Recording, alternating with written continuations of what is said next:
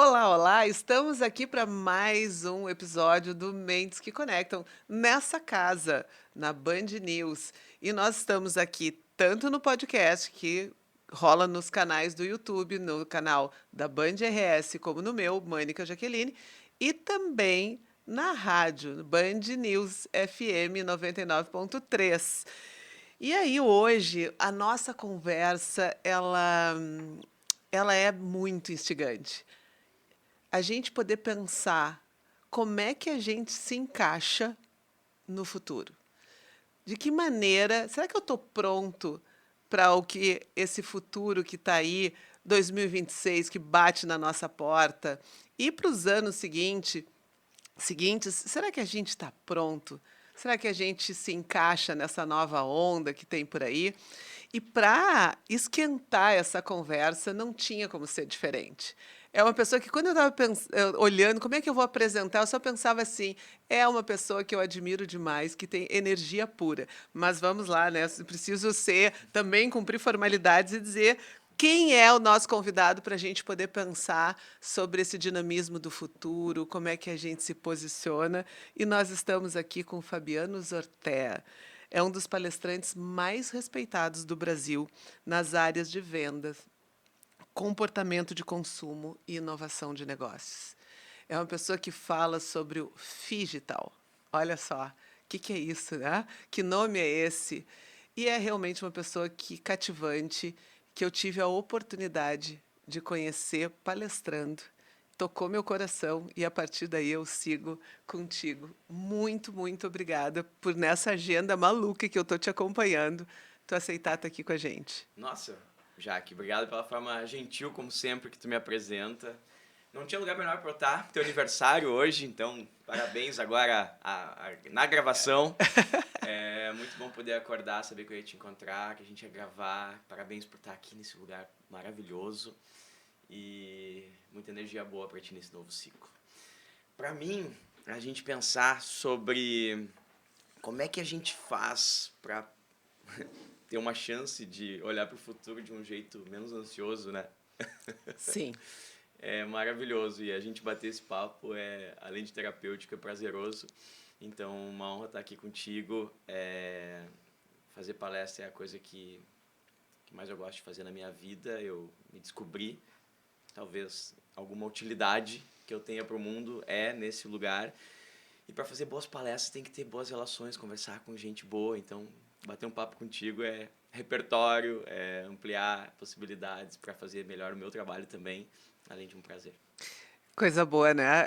Realmente são as conexões verdadeiras, e eu acho que essa é uma das competências super importantes para a gente dar conta desse futuro tão tecnológico, que é realmente a gente acessar. Eu tenho falado, tu até me elogiou o meu slide lá, que são as hard skills, que são as skills do coração, que eu entendo que essa é uma grande necessidade e é o que faz diferença nesse mundo. E só fazendo um adendo, pessoal que está nos acompanhando, que eu e o Fabiano estivemos juntos, eu convidei o Fabiano para estar comigo na aula sobre mudança, no curso de psicologia, na pós-graduação da PUC, eu sou prof na PUC, né, do MBA da UOL, e do nosso curso de psicologia organizacional, psicologia do trabalho, e eu pensando sobre uma aula para a gente falar sobre mudanças de comportamento. E aí eu disse, é o cara que tem que estar conosco. Porque hoje, nas tuas andanças, tu tem estado na NRF, vendo o varejo em Singapura, Nova York, vendo tendências do mundo.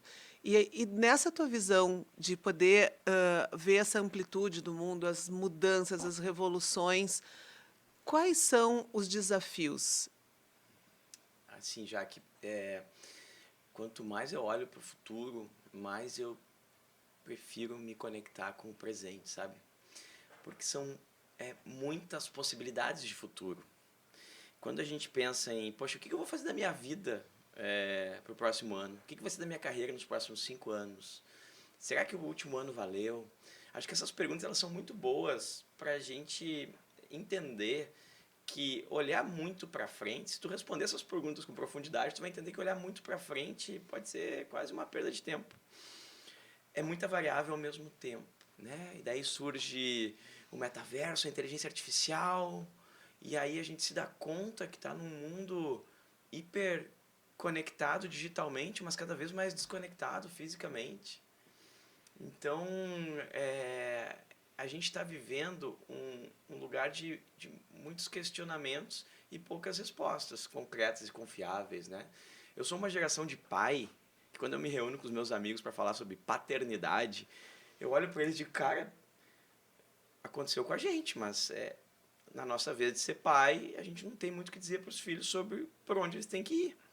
Além de valores, é claro. Mas, tipo, as recomendações de carreira que eu recebi, que até hoje são aplicáveis em alguma medida, elas não existem mais, né? Então, poxa, é tudo muito com muitas possibilidades e com muitas variáveis. Inteligência artificial chega agora. E para onde vai isso? Não sei. Quanto mais eu estudo, mais eu sei de coisas que eu não sabia que eu não sabia. E é óbvio que isso gera angústia. Mas é muito mais sobre onde eu coloco essa angústia, onde eu coloco essa ansiedade, onde eu coloco essa minha vulnerabilidade. Tentar misturar isso num lugar de curto prazo. Olha, para a vida ser boa profissionalmente, nos próximos 6 meses eu entendo que é por aqui. Mas sempre, eu gosto assim, uns 80-20. 20% eu fico ligado no que está vindo do meu dia, da minha semana, do meu tempo, do meu mês, sabe? 20% eu fico ligado no que está vindo, nos sinais. Por isso viajar, ir atrás, né? Ver gente que com um repertório muito mais amplo, ouvir futuristas. Mas 80 é sobre o que é essencial para minha vida agora. E aí dá uma mistura boa de balanço nessa É, história. é que eu acho que, e esse eu acho que é um grande ponto, né? Porque se a gente entende que ter uma boa base, isso é importante, o valor da base, que é isso que nós estamos colocando. E o que, que é essa base? São os valores, é realmente o autoconhecimento, porque não adianta eu olhar para o futuro e eu querer ser quem eu não sou. Perfeito. Isso vai trazer infelicidade. Isso não vai te dar segurança suficiente para poder trilhar esses novos rumos. Mas é realmente assim, então com essa base forte, a gente vai ter muito mais maleabilidade. Porque quando as pessoas entendem, por exemplo, assim, eu tenho estudado muito sobre flexibilidade emocional, muito. E a flexibilidade emocional, ela está alicerçada exatamente nesse autoconhecimento e muito em cima desse reconhecimento dos valores. Porque a partir disso que tu vai conseguir realmente fazer os balanços e os movimentos necessários. E a outra coisa é o acolhimento da dor. E é entender que a gente precisa ressignificar coisas. Porque em alguns momentos eu preciso abrir mão de um jeito de ser, porque o mundo está clamando por outra coisa. Mas então o que, que é que eu vou abrir mão? E talvez essa seja uma questão com a tua experiência, porque eu vejo que no varejo as pessoas te questionam muito. Hoje eu percebo as pessoas vale a pena ter loja física? Esse é um clássico. Né? Como é que a gente vai trabalhar? Como é que eu vou fazer? Será que o cliente quer vir até a loja? E eu acho que tu tem reflexões que são super importantes do que está acontecendo lá no mundo dos negócios. Isso vem para a carreira. Sem dúvida. Esse é um bom ponto que tu trouxe. Eu acho que tem tudo a ver para onde está indo a sociedade. É uma visão mais profunda de onde está indo o consumo, né? O consumo vem a reboque da sociedade. E eu gosto de olhar para onde está indo a sociedade, para ter uma visão mais densa assim, sobre comportamento de consumidor. Por isso que eu vou no SXSW, né? Que para lá é o futuro da sociedade. Eu digo, saio de uma palestra de lá, vou pro hotel estudar, né? Porque não me falta repertório para poder dimensionar. Só que quando eu vou olhar para o consumo, em paralelo a isso, para mim fica mais claro. E por isso que eu acredito muito no futuro da loja física como algo muito virtuoso. Acho que o melhor momento de uma loja física ainda vai chegar. Por quê? Por quê? Porque, Já ia perguntar, por quê? porque se a gente se conectar com os dilemas nossos enquanto seres em sociedade, fica claro que o varejo é uma alternativa para a gente resolver algumas coisas que estão nos incomodando. Por exemplo, os encontros. Né? A gente quer mais encontros. Os jovens querem mais encontros. Né? Quando eu estudo geração Z, eu fico convicto que a geração Z, né? A galera que está agora já no mercado de trabalho, né? Que já tem poder de compra, eles querem também encontros pessoais, mas talvez precisem de ajuda, porque nasceram com uma tela entre eles e o mundo, entre eles e as outras pessoas, então não é tão natural. Agora, quando uma loja deixa de ser, agora vamos aplicar, quando uma loja deixa de ser prateleira e produto, portanto, deixa de ser parecido com um site, prateleira e produto, né? A gente entra no site, lista, categoria, papapá, produto, transacional. Uhum. E essa loja passa a ser um lugar de conexões afetivas, entrega além. Eu não vendo bicicleta, eu estou fazendo parte de uma comunidade que pedala. Eu não vendo remédio, eu faço parte de quem quer cuidar da saúde. Né? Eu não vendo alimentação, eu faço parte de quem quer ter bons pratos, cozinhar, afetividade com a família. Então, quando tu vai além do que o teu produto representa, para ter uma entrega de conexão emocional, tu deixa aqui o que é transacional como algo para ser usado quando as pessoas estão com pouco tempo. Quando as pessoas querem, poxa, o que eu vou fazer do meu dia para o meu dia ser legal hoje? Preciso encontrar gente para o meu dia ser legal. É isso que a gente responde lá dentro. E aí o varejo é um lugar de encontros, ou precisa ser.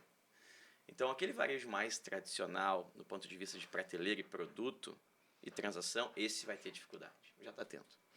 Ao passo que aquele que atende muito bem um nicho específico de pessoas, que vai além da entrega do produto, que se preocupa no que acontece depois do produto. Sabe? Eu não quero te vender móveis, eu quero realmente que depois de instalado, tu Que a receba tua as pessoas casa com fique orgulho especial. e que seja incrível. E eu não quero te tensionar quando eu for instalar. Eu não quero que tu... Eu sei que tu botou o piso novo, tu acabou de remobiliar teu apartamento, comprou um apartamento novo.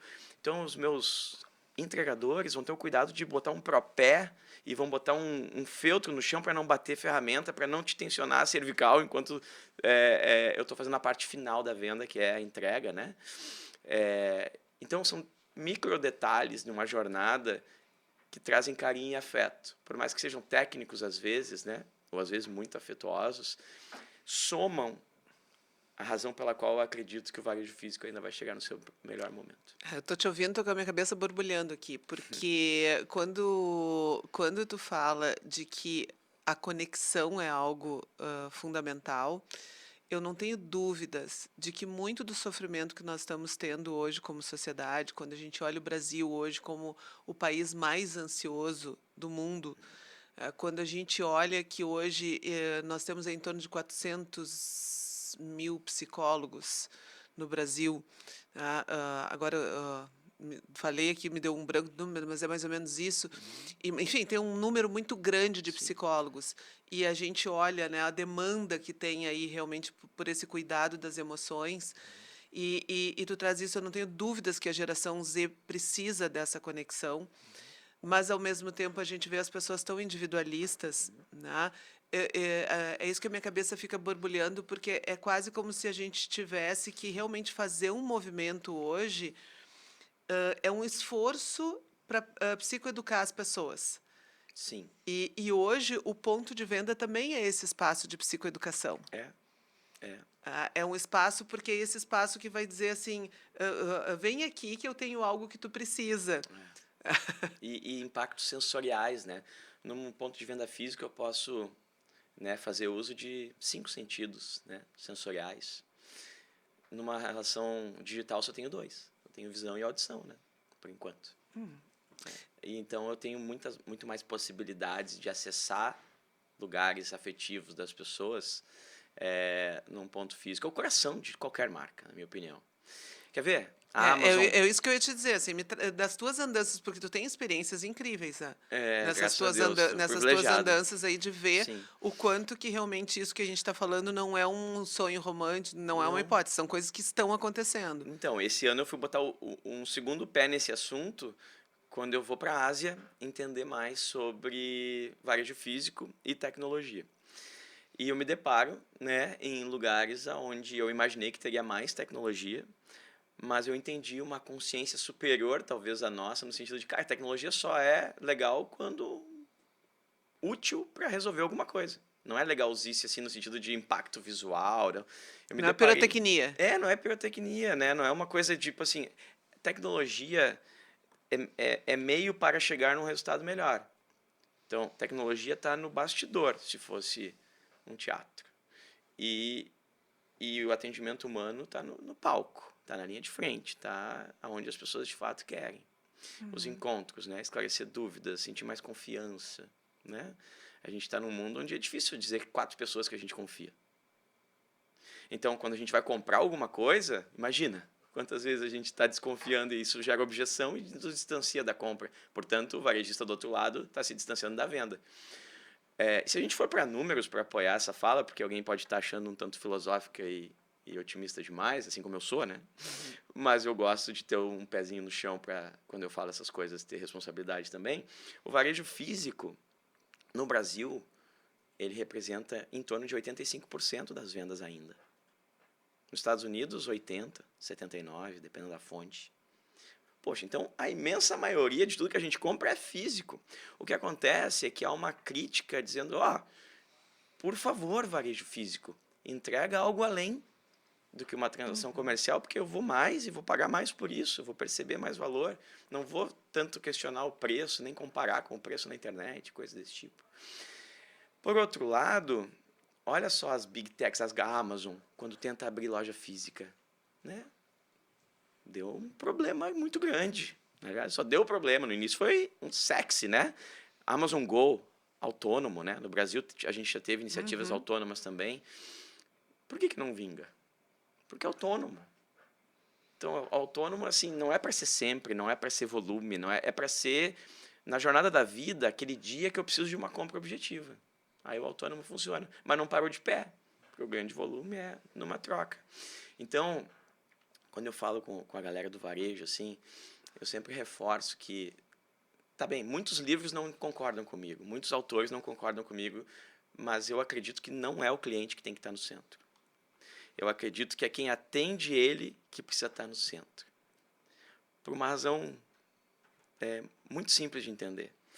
Se o cliente tem que estar no centro, e eu me orgulho disso, se quem atende ele não estiver muito bem, eu não consigo botar ele no centro. Então, Por isso que eu te adoro, então, Fabiana. entende? Não é meio óbvio, assim? Bah, Tem alguém antes que precisa estar muito sendo prioridade da liderança, de atenção plena, de cuidado, de afeto, de perspectiva, de empoderamento. Quem atende o cliente tem que estar empoderado para tomar decisões triviais. Tipo, isso aqui dá para trocar? Dá. Sabe? Tem uma outra opção? Não, mas eu vou conseguir para ti, deixa que eu dou um jeito. Ouvir sugestões de clientes para ter mais inovação e repertório criativo. Esse cara que atende, esse cara é o mais importante de uma marca. Por tudo isso que eu estou falando. Então não é demérito, é só que tem alguém antes dele, que é o cliente. sim. Quando tu falou isso, me deu um impacto, porque eu tenho estudado muito sobre cultura, eu sou uma estudiosa, eu adoro É, realmente estar olhando, aprendendo. Eu realmente me identifico com ser uma eterna aprendiz. E esse é o convite que eu faço, e essa é uma das competências que eu entendo que as pessoas precisam para suas carreiras. É curiosidade e é se colocar realmente como aprendiz sempre. É que aí eu vou revendo, eu vou ter sempre esses 20% que está fazendo olhar tendências.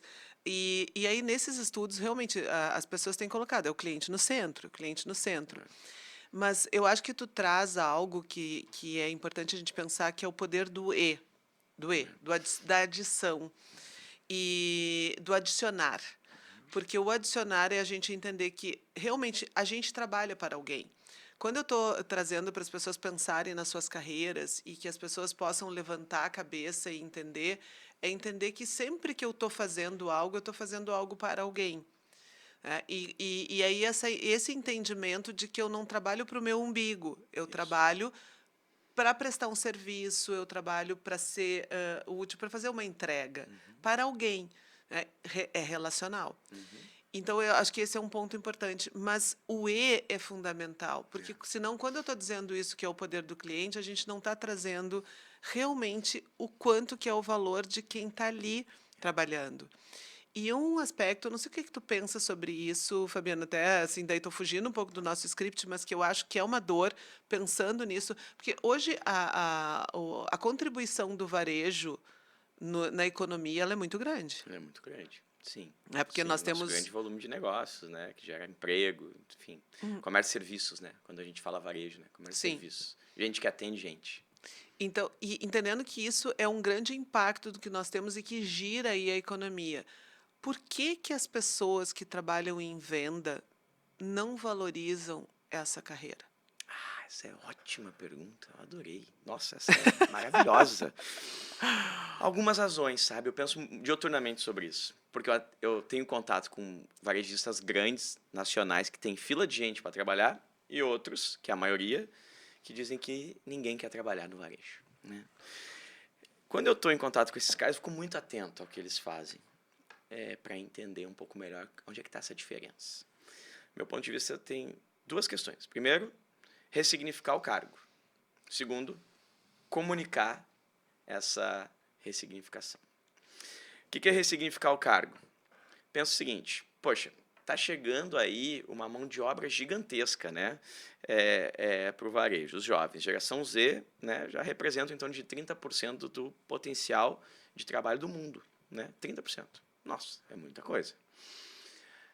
Esses caras aqui que estão com dificuldade de mão de obra, eles estão dizendo assim, geração Z é uma turma que quer mudar o mundo e não sabe arrumar cama. Eu tenho um em casa e a gente fez um acordo. Ele não quer arrumar cama mesmo. Então ele não precisa mais arrumar cama. Esse acordo está dito. Agora tem outras coisas que não são negociáveis. A gente achou interseção. Estudar muito, ser muito inquieto, respeitar todo mundo, cumprimentar olhando no olho. Tem algumas coisinhas lá que a gente não negocia. Mas está liberado não arrumar a cama. Teu espaço. Não arruma mais a cama. Paramos de brigar sobre arrumar a cama. Cansei de brigar. Paramos de brigar. Acordamos coisas que são mais valiosas do que isso. E eu acho que é exatamente isso que tem que acontecer nas empresas. Não é sobre mudar a visão de mundo de quem está chegando no momento, no mercado de trabalho. Isso não. É a visão deles de mundo. Coisas que não são necessárias. É aproveitar a parte boa, no sentido de que a contribuição para a empresa e fazer algo bom com isso. E combinar a interseção. Eu, geração anterior, tu, geração posterior. Temos visões de mundo diferentes. Não vamos discutir quem tem razão. Isso aqui não dá eficiência operacional. Nenhuma. Nós vamos achar interseção aonde não é negociável e nós vamos nos respeitar. E sabe a mágica, Jaque? A capacidade criativa dessa empresa, quando isso acontece, 4 gerações dentro do mesmo escritório, né? Alpha, Z, Millennium e X. No mesmo escritório. Pensa. Claro que pode dar ruim. Claro que vai dar ruim. Se não houver um espaço de diversidade, no sentido de prática, né? Diversidade de pensamento. A gente pode divergir. Mas aqui a gente não negocia porque aqui vai gerar um negócio. Aqui são valores de cultura. E aqui a gente assessora, complementa. E aí vai vir a grande ideia.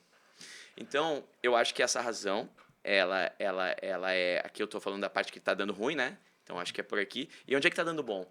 Eu mudo a forma de ofertar a vaga. Eu mudo o jeito de tratar esse vendedor. Porque para a galera que está entrando, vendedor é algo que eles não ouvem falar bem e também talvez não dialogue tanto com as habilidades naturais. Agora, se eu digo que ele vai ser um produtor de conteúdo, ele vai ser um youtuber, ele vai fazer conteúdo no TikTok, vai ser influencer, nano-influenciador. Opa, isso aqui eles já vieram chipado querendo fazer. Pergunta para um jovem o que ele quer ser. Né?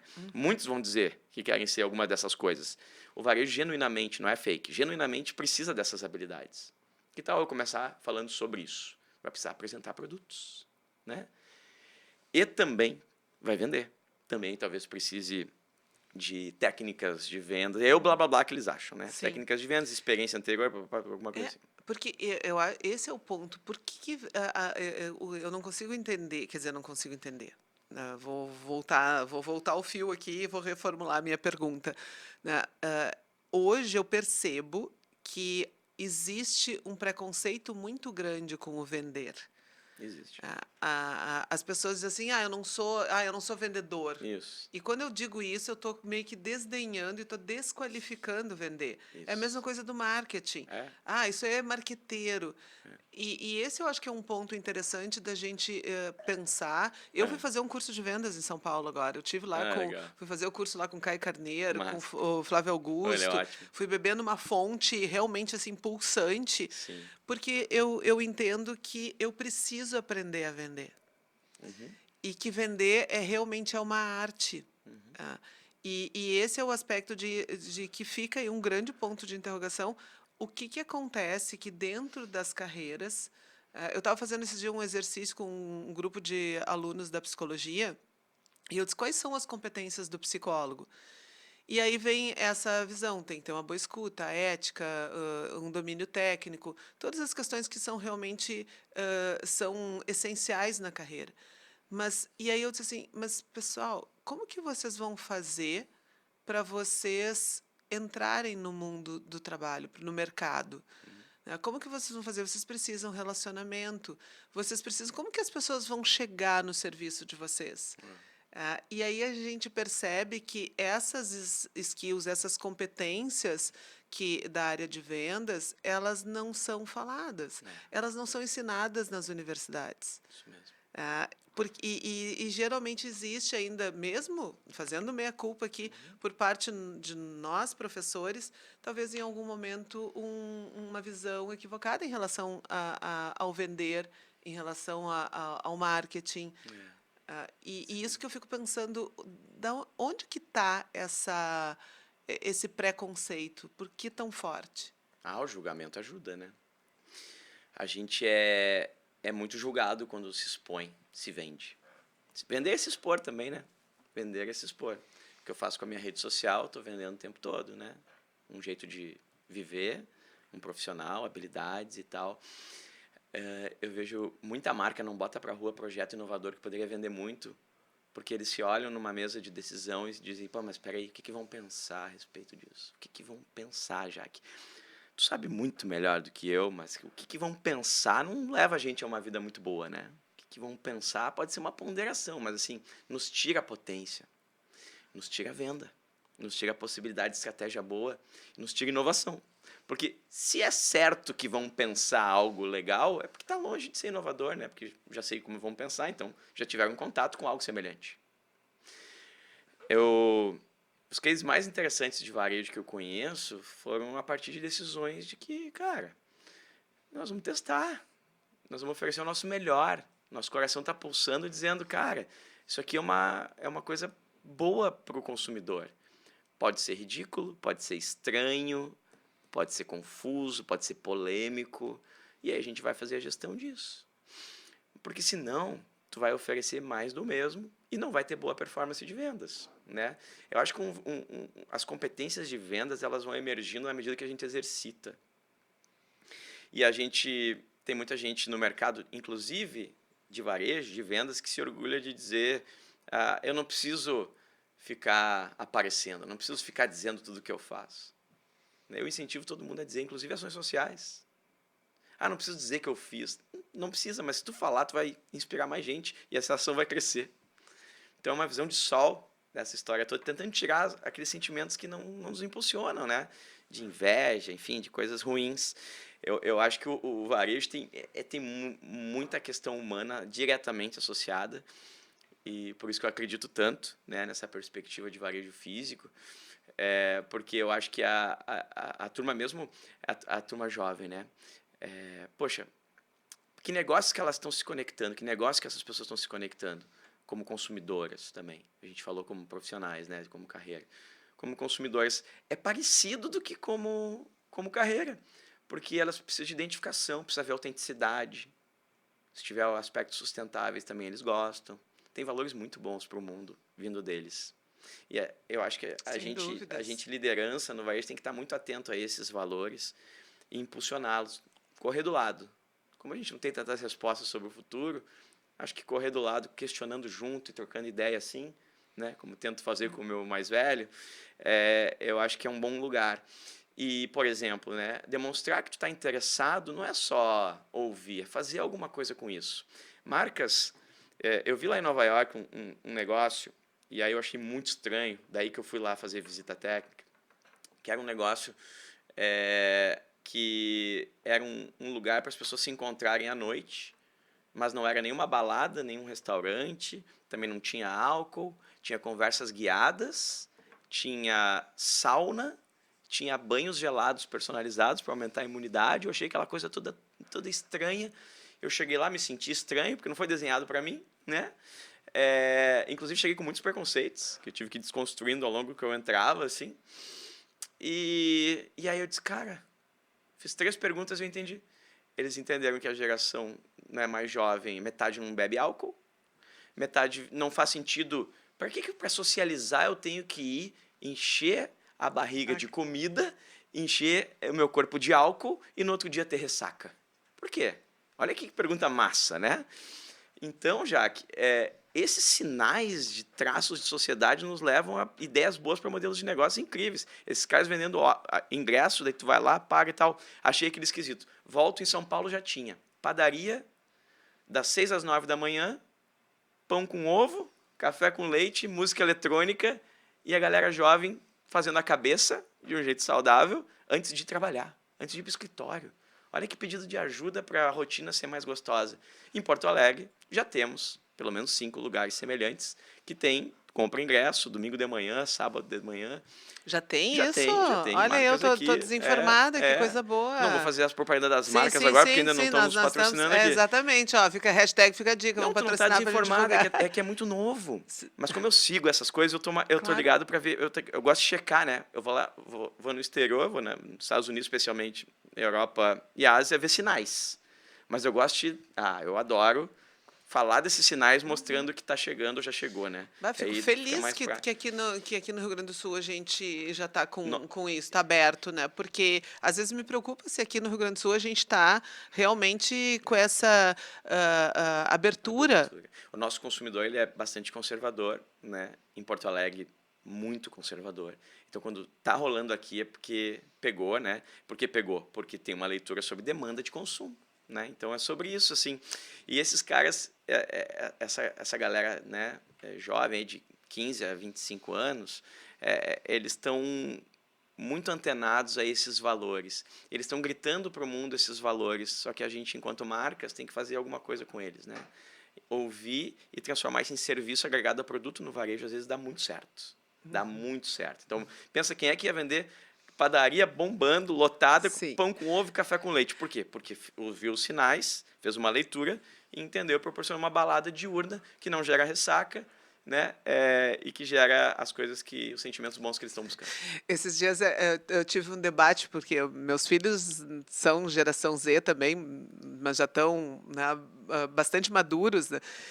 Mas igual, meu filho tem 26 anos e nós fomos num restaurante bem tradicional e chique aqui de Porto Alegre. E eu entro no restaurante e meu guri tá de chinelo. Eu olhei, né? Uhum. Isso é um clássico. Eu olhei e disse, né, meu Deus, né? E aí ele olha e diz assim pra mim, tu não tem noção do quanto que esse chinelo aqui é chique. Esse chinelo não fala português. E aí eu disse, mas pode estar coberto de ouro, é chinelo, né? E aí a gente teve um debate sobre isso, né? Sim. E aí, lá pelas tantas a questão, porque um chinelo que vale ouro mesmo, né? É. Uma marca aí que é. E ele disse, não é o chinelo, é o conforto, é o que tudo que está Isso. dizendo Pegou. naquilo. Tá? E essa conversa rendeu, né? Da gente poder entender o que é ser chique, o que é conforto, o que. Então, tivemos uma reflexão e com esse grau de abertura. Sim. E esse é o Com convite uma chance de conflito enorme, né? de conflito Né? enorme, porque Vocês abriam esse sim, espaço. eu brinquei, eu disse, eu não te deixava ir para a faculdade de Aham. chinelo, né? É. Mas rendeu de poder estar falando sobre essa questão desses valores, do que realmente, né, do que é conforto, e disso, de o que é estilo, enfim, tivemos uma conversa muito rica durante a noite e onde eu pude também repensar e a gente entender, né, o que faz um chinelo Isso. ter tanto valor. Isso aí. É E isso. está sendo vendido, está sendo comprado. E aí, quando a gente para pensar, eu achei sensacional o que tu colocou aqui, né? Demonstrar que está interessado não é só escutar, mas é fazer algo com isso. Ah, E olha que interessante, quando a gente vai estudar inteligência emocional pelos conceitos do Daniel Goleman, olha eu aqui, o pessoal não estou dando aula, não, tá? mas é boa Mas é aula, só pode ter trazer certeza. aqui, Só uma né? palhinha. É, só uma palhinha. Com os conceitos do Daniel Goleman e do Peter Senge. E aí eles vão trazer que a gente tem pilares ali. Né? A gente geralmente entende inteligência emocional com a questão do autoconhecimento. E eles trazem o seguinte, é autoconhecimento, mas o outro pilar da inteligência emocional tem a ver com o entendimento da relação com o outro. E o terceiro pilar, que eles falam que é um foco triplo, é o impacto da relação que eu tenho. E dentro desse impacto está a empatia. A empatia está nesse terceiro pilar. E eles também colocam 3 pontos da empatia. E o primeiro é eu entender, compreender. Estou no cognitivo, eu compreendo o que tu está dizendo. A outra coisa é eu sinto. Ponto 2. O ponto 3 é o que eu faço com isso. Isso. o quanto eu estou me importando com isso. E aí eu acho que tu está trazendo, então, nessa questão das relações que a gente tem aí como oportunidade, é a gente poder realmente estar ouvindo, e entender a venda não somente como aquela coisa da relação interesseira, É, mas de uma relação interessada e de uma relação interessada que faz alguma coisa com isso. É isso. é muito disso. E sabe, te ouvindo, pensando, não, é fácil de entender e difícil de fazer. O difícil de fazer está muito apoiado em metas, né? Então, pô, tem a meta da semana, né? Aí a liderança vai lá e faz uma reunião de guerra como se fosse ir para, né? Armado e vamos, sangue no olho, aquela linguagem já meio rude assim, e vamos para venda. E aí vai todo mundo para venda, não vai para servir o outro. E por mais que tu performou, não é sustentável, porque aí tu é cheio de momentos de troca de produto por dinheiro, onde as pessoas saem comprando, mas tensas. E aí de que adianta?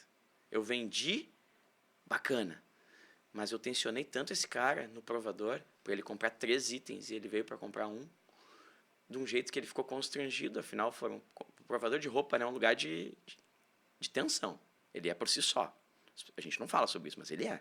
As pessoas entram lá já porque pisou, está num compromisso de comprar. E se tu deixa as pessoas tensas, e mesmo que elas comprem, elas não voltam, ou não recomendam para voltar. Ao passo que, se tu deixa, né, as pessoas... Agora eu ajudei a botar uma loja de pé, né? Liderei um projeto de um varejo...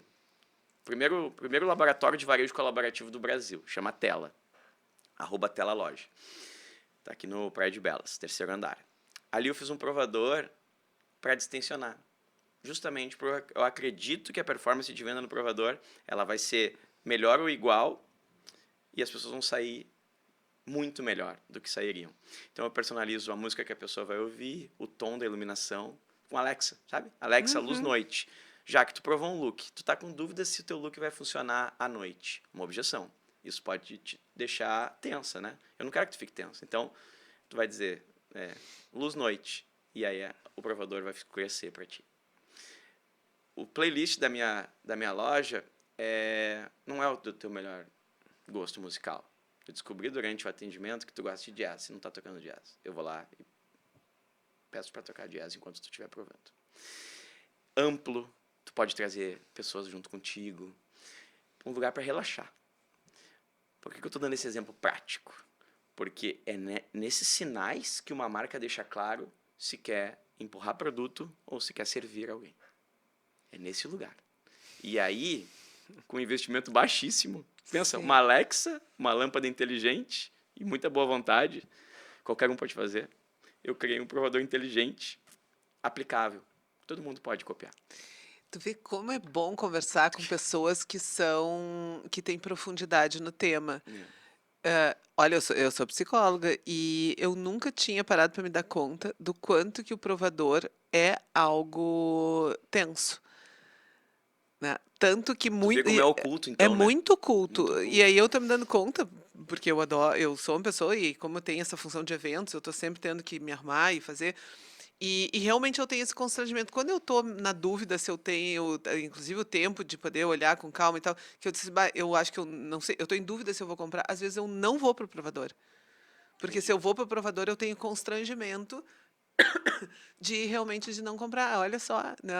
E tu vê que legal que tu tá raciocinando a Ratificando, respeito agora sobre um sim, sentimento sobre essa teu, experiência. mesmo entendendo muito, né? Entendo de De comportamento, mas comportamento. poder pensar no comportamento do cliente. É, E eu tenho instigado muitas pessoas da psicologia para que as pessoas possam se dedicar a estudar mais. nossa, Porque o que eu vejo hoje é isso, é muitas pessoas bebendo na fonte da psico, né? E eu tenho colocado para o mundo da psicologia, e tomara que quem esteja nos escutando, que muitas pessoas que nos escutam da nossa audiência são pessoas da área da saúde, da psico, a gente precisa compreender mais esse claro, entendimento do comportamento, né? sem dúvida. Porque e aí e quebrando essas barreiras. Quando tu estava falando de que tu foi para Singapura e tu te surpreendeu o quanto era relacional, essa foi a sensação que eu tive quando eu fui para o Vale do Silício. É, Porque eu fui para o Vale do Silício pensando o que eu, psicóloga, vou fazer lá. aham, E aí, quando eu chego lá, eu conversei lá, a gente foi conhecer lá a sede da Startse, e aí quem nos recebeu foi Maurício Benvenuti, que é gaúcho também. E aí o Maurício me diz assim, já que as pessoas nos veem como pura tecnologia e nós somos pura relação. E aí tu vai entender que os coworking partem dessa lógica, juntar as Uhum. pessoas e as pessoas terem colaboração, né? Nossa, esse E, ponto a gente tem muito em comum. ah, e, Muito em comum. e é isso, né? E disse, "Bah, que coisa fantástica isso." E a partir disso eu fiz uma série de disrupções na minha carreira, né, de poder entender realmente o que eu estou fazendo num consultório fechado. Eu nunca trabalhei com consultório clínico, mas eu tinha consultoria dentro de um espaço quase que dentro da lógica de consultório médico. Eu disse, não, vamos lá, vamos fazer relacionamentos e vamos, vamos criar. Foi um momento de disrupção na carreira. Deixa eu te fazer uma questão que eu acho que é bem importante a gente pensar também, que dentro desse mundo que pulsa, que diversifica, em vários momentos tem uma dúvida em relação a eu sou uma empresa que tem tradição, que tem valores. Uhum. E a gente fala num mundo que é um mundo disruptivo, que é um mundo. ah, Isso também gera um tensionamento. Sem dúvida. Né? E isso também vem hoje para a questão das carreiras. Uhum. Então, eu tenho uma carreira consolidada, eu tenho uma carreira, né, muito dentro de uma lógica mais linear e de uma lógica em cima de robustez técnica, e a gente vem aí com as novidades. E isso é algo que gera muita insegurança. E aí o que as pessoas fazem? Elas desqualificam, então vou ter que fazer dancinha. É, Então eu vou ter que ir pro desqualificar TikTok é fazer uma fuga dancinha. maravilhosa. E então, mas realmente tem esse aspecto, né? Até onde que tu vai mantendo a tua tradição, e isso é importante, e até onde tu tem que abrir mão, botar para trás e dizer, vamos embora, isso ficou para o passado e eu vou remodelar. Eu acho que tá uma mistura de abertura, né? E tentar deixar o mundo do trabalho um pouquinho menos tenso e mais leve, né? Eu, em 2014, estive lá no Vale do Silício e também voltei com a mesma sensação que a tua, voltei sabendo mais a respeito de convivência de pontos de vista diferentes do que sobre tecnologia, que era a minha razão pela qual eu fui. Eu criei um mantra para mim mesmo, né? Falhei, tá falhado Eu adoro e isso. não se falha mais nisso. Por que para mim mesmo? Porque eu quis me dar carinho num mundo onde me exigem cada vez mais ideias fora da caixa, né? Ideias inovadoras, criatividade, e não me permitem errar. Opa, peraí, que conversa improdutiva é essa, né? Para não dizer algo mais violento aqui. Maluca. Mas na minha cabeça, como mexe muito comigo, eu fico realmente, me desestabiliza um pouco, até hoje. Por isso que é mantra, né? Tento acordar e lembrar disso, né? Para me experimentar, porque não fui educado com a tolerância ao erro, e também minha carreira acadêmica não me permitia errar e minha carreira profissional muito menos. Muito bem. Repete a frase para nós. É É, falhei, tá? falhei, tá falhado e não se falha mais nisso. Ou seja, o erro como aprendizado, o erro como um caminho pelo qual a gente, seres que representamos as empresas, né? CNPJ sozinho não faz nada, né? Então, quando fala empresa, é a soma de nós. A gente vai fazer as companhias ir para lugares mais de desempenho mais alto, de oferta mais interessante, de competitividade, que é o que no final, mesmo a liderança tradicional é o que quer, né? E é o que precisa. Então, não estou falando de não perseguir ticket médio, venda, faturamento, lucratividade. Eu olho para isso o tempo inteiro. Só estou mudando o caminho. E esse caminho, com tolerância ao erro, ele te deixa mais possibilitado de chegar mais rápido nele, inclusive. Uhum. Agora, o ponto é, como é que faz isso hoje, quando, né, a empresa tradicional, conservadora, e tem uma galera bem intencionada e tal? Eu acho que é criando indicadores formais que podem dar errado. Porque a empresa que tem 37 indicadores anuais, tá? Quem está nos ouvindo, nos vendo, vai se identificar. Tem 37 indicadores anuais. Bacana. Chegamos, depois de todas as reuniões mensais, semanais, rituais de gestão, de muita tensão, pressão, né? Às vezes ameaça, às vezes comemoração, acontece de tudo. Essas reuniões são normalmente mais tensas do que prazerosas. E quando a gente bate 36, o que acontece depois? a gente starta um nível de conversa longo e tenso sobre a única que a gente não bateu. Por que isso acontece? A gente tinha 37, a gente bateu 36, a gente fez um bolinho, comemorou durante 15 minutos e começou a fazer plano de ação e começou a ter conversas difíceis sobre a única das 37 que nós não atingimos. Isso é muito comum nas empresas que eu tenho relação. Muito comum. Agora eu me pergunto, por que isso? Por que a gente faz isso com a gente mesmo? Como é que fica a nossa motivação de verdade no dia seguinte? Por que a gente gosta tanto de falar sobre aquilo que nos falta? Por que a gente não conversa mais sobre toda a potência que a gente tem? Como é que essas 36 podem ser 69 bem batidas no próximo ano? Essa conversa não vem. Aqui parece que não fizemos mais que obrigação, só que foi um esforço tremendo. Uma curva de aprendizado incrível. Quase não batemos 7. Aqui que está o rolê, aqui está o filé do negócio e da vida dessas pessoas. Nessa uma aqui, porra, a gente pode olhar um pouquinho, ó, até sai um palavrão. Esse é eu, né? Aí a gente pode falar um pouquinho aqui dessa uma, mas, cara, não mais do que sobre as. Então eu acho que tem que ter aí recomendação. Tem que ter aquelas 10, se fosse tantas, né? Eu não gosto muito do indicador, né? Mas é o que mais eu vejo. Mas para errar, o que significa errar? Ou melhor, o que não significa tolerância ao erro? Não significa que a gente não vai cuidar do dinheiro. Óbvio que sim, óbvio, né? Mas errar barato ou sem custo, com a perspectiva de nos levar para um próximo nível, a gente vai ser líder do segmento, me interessa muito. E interessa muito para esses mesmos líderes tradicionais. Agora agora eu conectei. Aqui tem que ter uma conversa de confiança. E aí isso é gradativo. Me dá 2 metas para... Vamos inovar na forma de atender? Vamos botar um cartaz lá dizendo que quem entra dançando vai ganhar um brinde? E vamos ver quanta gente entrou dançando numa segunda de tarde onde ninguém entraria? E vamos medir que o custo dessa ação versus o faturamento daquela segunda de tarde? É sobre isso. Agora eu fui bem para um exemplo bem simples, porque é só com coragem e tolerância ao erro que alguém vai dizer, olha, quem sabe entrar dançando pode ser uma boa. É que tu tá trazendo coisas que são bem importantes, né? Eu fico aqui te ouvindo a minha cabeça fica a milhão, né? Acelerada, acelerada. E aí, quando tu tá falando sobre isso, é o que a gente fala na perspectiva de carreira. Que durante muito tempo as avaliações de desempenho, elas focavam nos gaps das pessoas. Poxa, checkmate tu tá dando.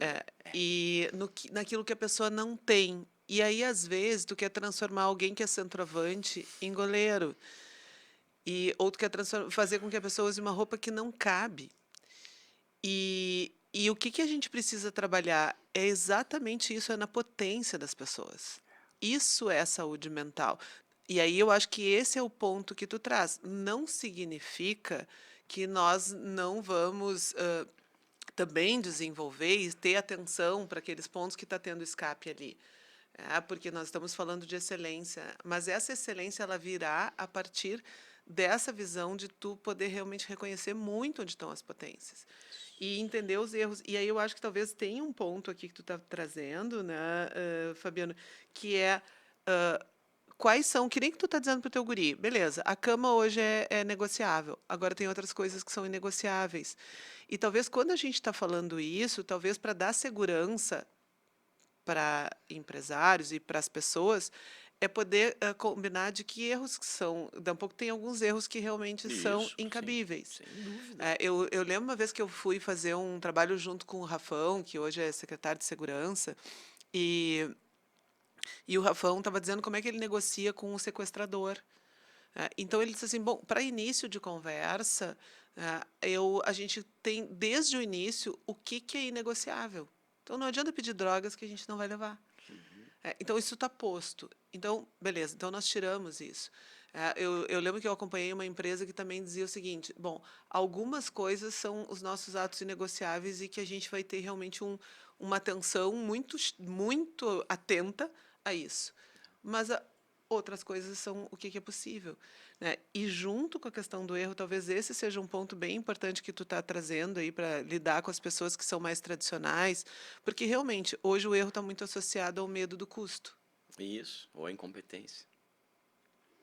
Né? E aí, Jaque, O erro, quero conectar isso bem aqui, não é sobre errar em coisas básicas. Não é sobre errar na essência, no dia a dia. É sobre errar em coisas que vão te levar para o próximo nível. Que podem te levar.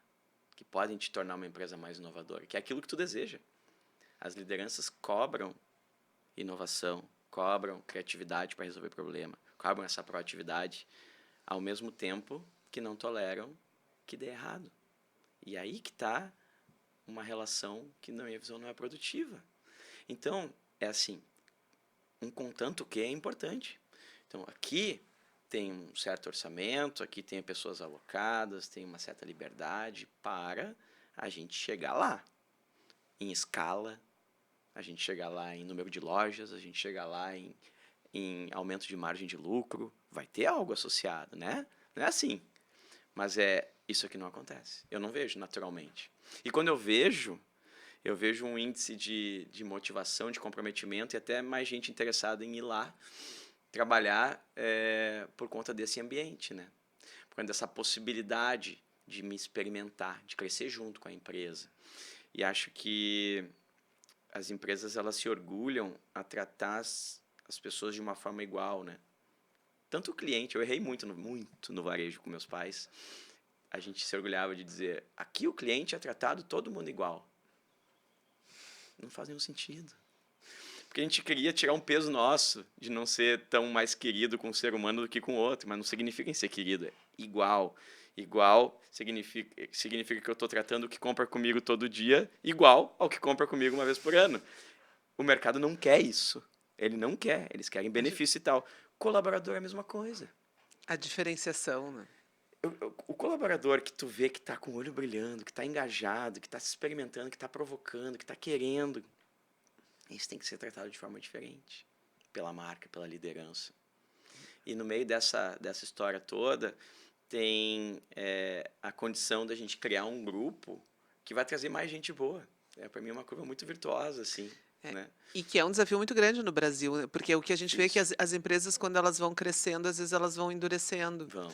E Por uma claro questão que processual. Né? e claro que a gente também tem as questões um pouco das leis Sim, trabalhistas das que às vezes leis. não permitem que ter, mas aí vem a questão de usar a criatividade. Bom, Né? beleza, nos benefícios eu não posso fazer, mas que outras coisas eu posso fazer para criar essa Isso. diferenciação e de novo criar relação e conexão. Às vezes é mais sobre empoderar do que sobre grana, remuneração. Muitas vezes é. Hoje tu percebe empresas que estão apostando e que estão fazendo diferença? Hoje nesse tua andança tu vê empresas Percebo, fazendo percebo, criando esses espaços? percebo. Já vejo, tipo, um que eu adoro, indicador de satisfação e não de volume de venda. Porque não importa mais do que o cara sair satisfeito, né? Nada mais me importa do que ele sair satisfeito do que os indicadores anteriores, que são muito importantes. Então, o meu vendedor, ele precisa assegurar que o cara vai sair satisfeito, comprando ou não. Comprando o item mais caro ou mais barato. Porque às vezes eu quero só dar um drive para o meu vendedor de volume. E aí ele vai oferecer o mais caro, que o cara não precisa, vai dar um jeito de vender e o cara vai sair tenso. Então, para essa relação sustentável, né? Eu visitei, né, empresas fora do Brasil com essa cultura. E aí é o indicador de coisas que são valiosas. Olha só a interseção. Agora, o exemplo bem prático do que a gente falou antes, né? Diferentes gerações trabalhando juntas. Bom, 3 indicadores. Um é quanto ele sabe sobre o produto. Eu decorei porque me tocou, né? De performance para crescer na carreira. Um é quanto ele sabe sobre o produto. Outro, a pontualidade. Esse aqui é tradicional, né? Mas é cultura, é valor. Não importa a tua geração, o teu pensamento de vida, é valor. Pontualidade. E o terceiro é a satisfação de quem foi atendido por ele. Não é o volume de vendas que define a progressão do colaborador, já em alguns varejos que estão assim inspirando muito o nosso mercado. E eu adoro isso, porque o turnover baixíssimo dessa companhia, baixíssimo, baixíssimo, gente de carreira longa, e isso não é novo. Eu, tipo, pratica isso há 30 anos, eu acho maravilhoso. Tão atual, tão necessário, e com desempenho. Algumas companhias, né, fazem isso já, mas assim, eu acho que é um tema de casa pra gente aqui, Sim. né, de ressignificar. Não é uma crítica que eu faço, né? Eu errei muito, eu erro ainda muito, muito. Né? Falhei, tá falhado e É, não se e falha não se mais fala mais isso. nisso. Agora, Simples assim. exatamente, a próximo erro tem que ser em outra coisa, né? Vamos aprendendo, né, e vamos ressignificando. É, E dentro desses indicadores, eu acho que fica aqui a nossa, aproveitando a nossa conversa, e tô super empolgada, e já, porque o Guilherme é nosso parceiro que já avisou que a gente já passou. ah, Gui, vê aí, porque senão É, a gente vai ficar o dia inteiro, Não, com prazer. não, ele já avisou aqui, É, nós já estamos já quase queimando o eita. feijão aqui. Mas acho que um outro ponto que para quem está nos acompanhando é colocar indicadores de saúde. É, Que eu acho que esse vai ser um outro grande desafio para as empresas também, a gente poder estar colocando que um dos nossos grandes indicadores é também a atenção à saúde, né? Saúde de quem está dentro das organizações, de promover saúde e bem-estar também para quem, né, dentro desse índice de satisfação, a gente poder estar contemplando o bem-estar. sim, Acho que é um indicador bem importante que nos maravilhoso. KPIs aí as empresas vão ter que estar Ah, sim. colocando É base. urgentemente. É base, é Base, base. né? Não tem E verdade se tu não tá bem, né? Não é, olha no olho de alguém é, pra vender algo se não tá e a bem. gente tem um tema de casa aí, a gente vem com um passivo aí de uma sociedade que vem muito Sim, fragilizada. bem. Então a gente vai ter que estar colocando isso para ver como é que a gente retoma para fazer a roda girar e É, girar bem. Eu pauta boa. tenho dentro do podcast, eu tenho colocado como no final, Fabiano, ser um momento de, sei lá, alguma dica, Tá. algum conselho. Eu entendo assim, tipo, como se nós estivéssemos fazendo aqui uma mentoria coletiva, né? Uma Uhum. mentoria para quem está nos acessando. E aí já fica, né, aquele pedido de que quem está aqui poder compartilhar, poder se inscrever e tal. Então, e aproveitar esse momento dessa mentoria. O que tu estaria como uma dica para as pessoas, para que elas possam cuidar da sua carreira, que elas possam, enfim, ter melhor bem-estar? Baita. Bom, Pode ser dica de livro, dica de algum vídeo, filme que tu viu, das tuas experiências. primeiro faz isso que eu fiz agora. Eu respirei conscientemente pra ver da onde vem a minha melhor resposta, tá? Então, respirar conscientemente é algo que é uma tecnologia ancestral que a gente, em tempos de inteligência artificial, nem lembra se está respirando ou não. Muito bem. E aí, eu acho que nesse mundo complexo que a gente está vivendo, talvez a nossa principal habilidade para dar conta dele é o nosso repertório, né? O que a gente tem de bagagem para dar conta, para ser resolutivo, para ser ter uma perspectiva boa das coisas, né? Para ser um bom profissional, um bom amigo, né? E eu acho que quando a gente pergunta para alguém como é que tu tá, essa pessoa responde na correria todo o tempo. E eu acho que um bom caminho é tentar colocar na agenda momentos que tirem a correria e que te deem repertório para te poder dar conta do mundo complexo. O que é isso? É pensar que em algum momento, como eu escolhi, a gente escolheu hoje estar aqui conversando, né?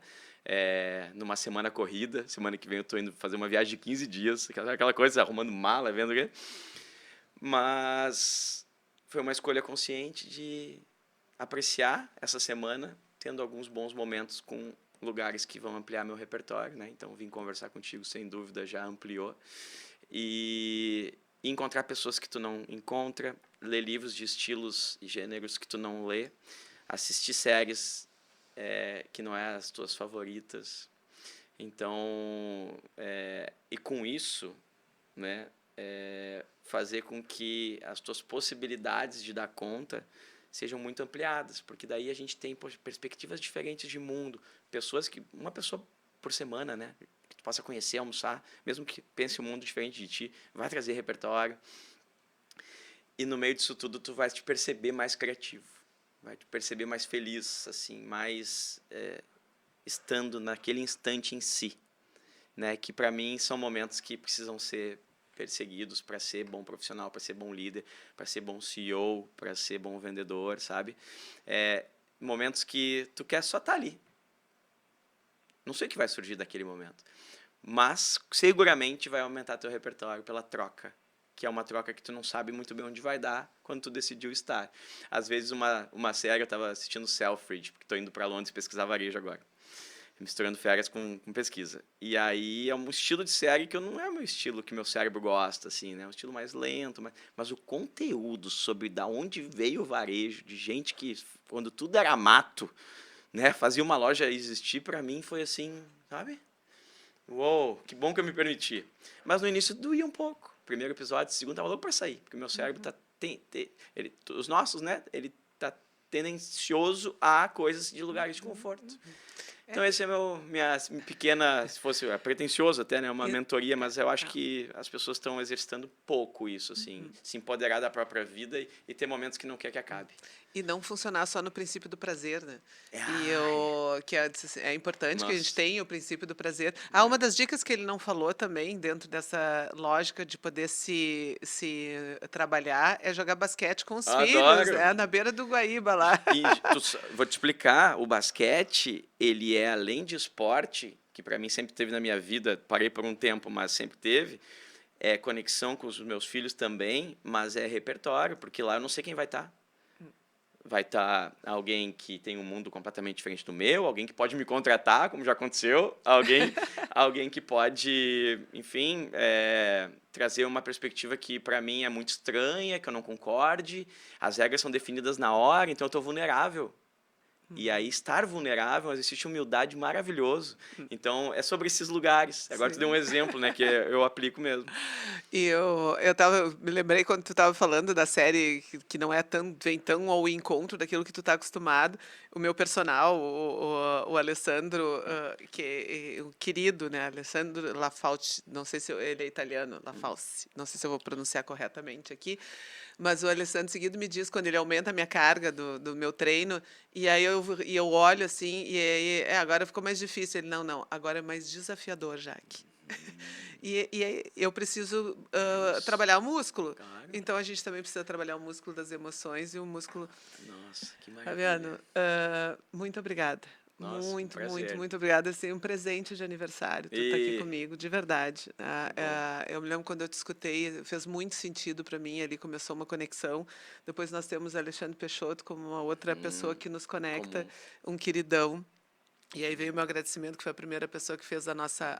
Apesar de que, deixa eu ser justa contigo, que quando eu te mandei mensagem, tu já me respondeu ali. Eu fiz um elogio após a tua palestra, tu já respondeu. Eu gosto. Então, essa é a relação que a gente está falando de manter os vínculos, né? Da gente vínculos. poder realmente estar cuidando disso. Então, a tua coerência, a tua congruência é algo que é muito admirável. Acolhe o elogio. Muito Né? obrigado. A gente vai ter que encerrar aqui, né, com dor no coração, porque eu ficaria conversando contigo horas e horas, mas a gente também tem que entender a lógica dos tempos das pessoas, né? Então a gente tem um tempo aqui. É a segunda vez, porque o Fabiano já tinha participado uma outra vez com um outro convidado. Então, na terceira, ele vai pedir gol. Vai pedir música? Um prazer. Não vai pedir gol, não, vai pedir música. Música. E, então, com certeza vai ter uma terceira vez. Obrigada mais uma vez. A gente tem que finalizar. Pessoal, fica aqui realmente o agradecimento. Eu acho que a gente tem uma série de pontos de reflexão da gente entender o quanto que as escolhas conscientes. Eu comecei fazendo a pergunta de como é que a gente pode se encaixar nesse futuro, como é que a gente pode... E a conversa, ela começa e termina dizendo o seguinte: para que a gente possa estar no futuro, a gente precisa cuidar do agora. Então, acho que foi... Né, a gente começou e terminou com esse grande ponto de qualidade da presença. E com essa qualidade de presença que nós tivemos aqui, a gente encerra. Agradeço a companhia. Fica o meu pedido para que você se inscreva realmente aqui no canal do YouTube da Band, também no meu canal lá do Jaqueline Mânica, porque a gente está usando todas as plataformas para que a gente possa levar conteúdo, para que a gente possa compartilhar reflexões. E se você gostou desse conteúdo, compartilha. Curte e compartilha. Isso também vai nos ajudar. Está aqui o meu pedido. Eu estou fazendo uma venda aqui com vocês, me experimentando, dizendo para vocês que é bem importante para que a gente possa continuar com a audiência e que a gente possa continuar com o programa aqui também.